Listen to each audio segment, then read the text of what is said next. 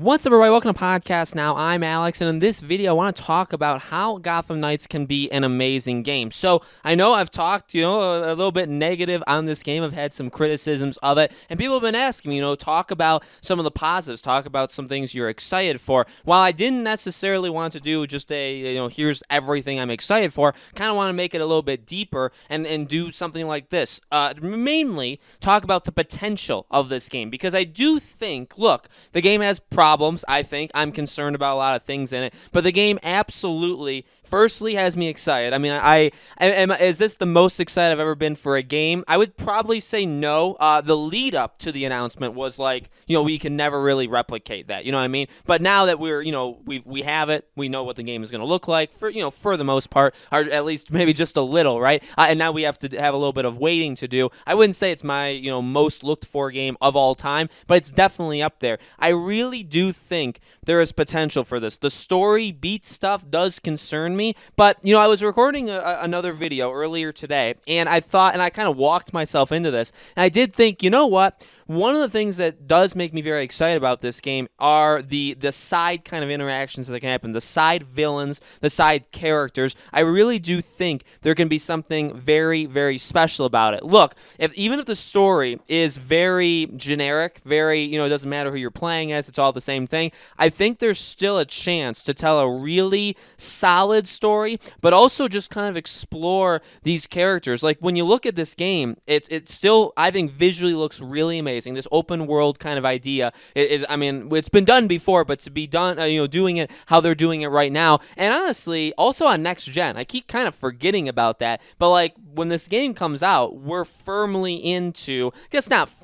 Maybe that's not the right word, but we're several months into next gen. I hopefully would have, unless something absolutely tragic happens. I mean, I would have a PS5, so I would be playing this game on next gen. That excites me, right? Because you have all of the kind of technical achievements that can be done on that system. So you have all that. The open world really does excite me. The size of it, from what it seems like it's going to be, sounds like it's going to be really, really big. And I feel like populating it with these characters, or with these even villains, to be honest with you, okay? Villains, the Court of Owls, that's what's got me the most excited for this game. The leveling, the progression, the fighting, I mean, it can be good. I'm not even saying it's going to be, outright bad. But if I'm talking about what this game, has that's really, really exciting to me, it is these villains, the world that can be populated, all that stuff. So again, like how this game can be good, I think it needs to lean into that. I think it needs to lean into the things that, I guess, this is only a thing, by the way, for me, right? This is just my personal opinions. Honestly, to some people, the co-op stuff is very, very strong, right? And they would want to lean into that. Ultimately, the game's going to have to find a balance of that, because there are going to be people, and we've already seen it, right? There's lots of people that are into this game, probably even solely because you can play it cooperatively. Also, you're going to have people that have always liked these Arkham games, but have always wished, obviously, right, they could play with other people. Well, now they can, you know what I mean? That it's very, very exciting. So, if you're going to embrace that, they may have already done that. So how can the game be really good? Well, just be what it's going to be, and I think that it's going to probably appeal to the cooperative things. And then honestly, in my opinion, making this the most kind of fleshed out world you can make it is probably the best thing for me. We've seen open worlds done probably thousands and thousands of times, okay? Some are done really well, some are not done very well. Arkham Knight, I would say, I mean, for the most part, it didn't have a populated city, but you did feel like you were in this area, and you felt like there were things going on for the most part, right? That there was constantly things going on. There was always side villains, always side things happening that Batman had to take care of. If they can do that basically again, I think that's very strong. Also, one of the game's best strengths, and I hope, again, so when we talk about how this game can be good, I hope they lean into this, is talking about, or kind of going through the griefing of Batman. Now, I believe they did say that in one of those interviews, that is important to this game. Like, for the longest time, Batman has defended the city. He's also been training with this Batman. I mean, they were literally a family. And he was, again, with the city, you have Gordon gone, you have the police going, crazy, basically, right? Trying to provide justice, but doing it maybe the wrong way. So I hope the game, again, leans into that. And I think if it does, I talk about the fact that I'm not the biggest fan of that. It sounds pretty generic that maybe villains, there's two Batgirls, how is that going to be very immersive for me, those things. But what I will say, here's what I'll say, is if you lean a lot of the story elements to talking about Batman, talking like if you meet the Joker, can you imagine how that would play out? I think that would actually be really, really cool. We've never seen something. I mean, think about it. In Arkham Knight, Joker was dead, and obviously, but he was like haunting Batman. But like in this game, you're gonna have all these villains who are used to maybe taking on Batman, and now these guys come in. Now, yes, they have history with the villains too, and you probably want to lean into that as well. But like, you know what I mean? I feel like there can be a lot of emotional weight to meeting the Joker in this game, and maybe it's like the first time after Batman's gone, and to try and see like what's that like for him. You know what I mean? To see I know I talked about Catwoman as a DLC character. What about Catwoman? Is she in this game? And if she is, did she have what kind of relationship did she have with Bruce Wayne? Did Selena Kyle have a relationship? Did you know what I mean? How can that play out? I think that again, while I'm worried about the immersion and the emotions and can they tell a really succinct, like solid story, one of the things that does excite me is if you lean into it the right way,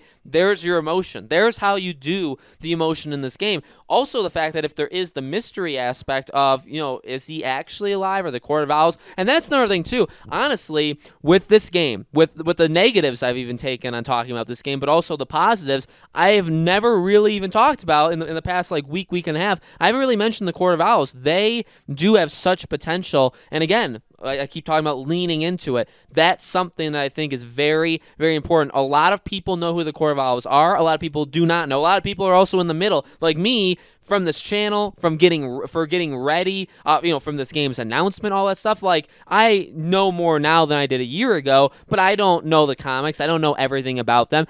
And like I always say with these Batman villains, you're going to have that. You're going to have people that know everything about them. You're also going to have people that don't know anything. And you have a real shot there to tell a really interesting take on these characters and show us, honestly, villains that we've never really seen before in these Arkham games, right? Characters that are kind of always one step above, and especially if we figure out that maybe they are, a reason why Bruce Wayne, Batman's gone. How much more do you have to do to make a villain powerful? You know what I mean? If they're the villains that took out Batman and he's actually gone, maybe they get him back, but they did take him out for like a certain length of time. That's nobody else has been able to do that. You know what I mean? So I think that again is very, very powerful. I talked about the open world. I think they really have to do something really special there. Having it taking place over multiple nights, having the characters look. I want an immersive world. That's kind of the theme I've talked about for the last couple weeks. I want a world that feels lived in. I want a world that feels like there's constantly stuff happening, but I want a world that like feels alive. I want these characters to feel alive, and that is why I've just been worried about how their dialogue, the stuff is going to actually work, just because I'm worried about, breaking that. And I think that this game does have a real shot. So yeah, I'm not going to talk too much about gameplay and the skills and the gear, because honestly, that's the stuff that least interests me. If I'm being flat honest with you guys, if I'm being flat honest with myself, I don't think the gameplay looks terrible. It's been done before. In fact, Warner Bros. Montreal, in their answers, they've literally said, when like Rocksteady says that they're doing something completely new, or Avengers says they're doing something completely new, or when anybody says that, but then if they end up doing something repeated, you could say, well, did they lie? Were they trying to trick us? But ultimately, at least maybe they were actually going into it trying to make it something different. With this game, what I will say as a negative is, from all the answers I've read from Warner Bros. Montreal, they've literally described this game as your literal, like that third person like brawler. They've literally said like that's what this. So you know what I mean? They're not trying to reinvent the wheel. They're not trying to do anything different by the sound of it, which is disappointing. But again, if that is the disappointing part, or if that is the non-innovative part, well, they do still have a shot at doing the rest. We've never gotten an open world Gotham game that could be like this. Again, with these side villains, with them maybe lasting a little bit longer than they did in Arkham Knight. Arkham Knight, yeah, you had a couple missions with these characters, but maybe this one, maybe it's even longer, okay? Again, the villains, we've had some up and down stuff in the Arkham games with villains or with disappointments and then some really exciting things, some twists, some turns.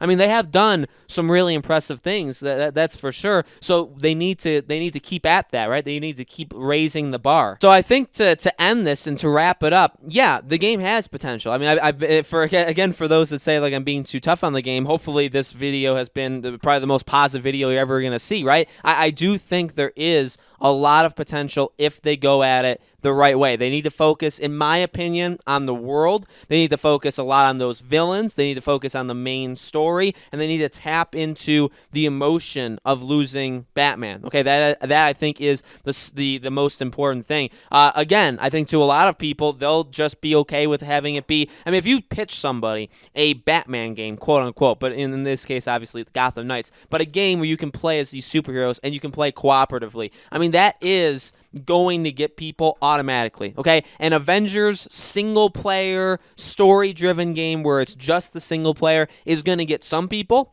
And then if you say, okay, what about a Marvel's game where you're literally going to be able to play as these Avengers with other people? You are going to get people just by saying that. You know what I mean? Doesn't matter the quality, doesn't even matter what happens, you're going to get people. Same thing here. You're going to get people just by saying, hey, have you always wanted to play with another person online? Now you can. And people have been saying that for years. People have been saying that they want that. So it is something that people want. And so I think that, again, you could be saying, well, you know, these are just things for you. I mean, yeah, honestly, that's kind of how it works, right? These are my opinions. These are the things that I think this game should probably attempt to do in order to be amazing. But I do think this game has a shot. I really, really do. I think there's going to be some things working against it, some things even in my own, head that I just can't shake that are working against it. But I also think that there is a lot going on good with this game. And if they just do it the right way, again, that's subjective, but if they do the right things, I think this game can be honestly a really, really big hit. So guys, let me know in the comments below, what do you think? Do you think this game has what it takes to be amazing? What do you think it needs to kind of lay into in order to be good? Let me know your thoughts. As always, make sure you guys are subscribed to this YouTube channel, Podcast Now. Hit the bell icon so you guys know when all these videos go up, and I'm going to keep the coverage going. Probably we'll take finally a day break and do maybe every other day, every third day. Obviously, though, there's been a lot of news on this game so far. We'll be keeping that up as much as humanly possible. I'll try and get videos out to you guys as quickly as I can, but more videos every so often, okay? Thank you guys for watching, and I'll see you all on the next video.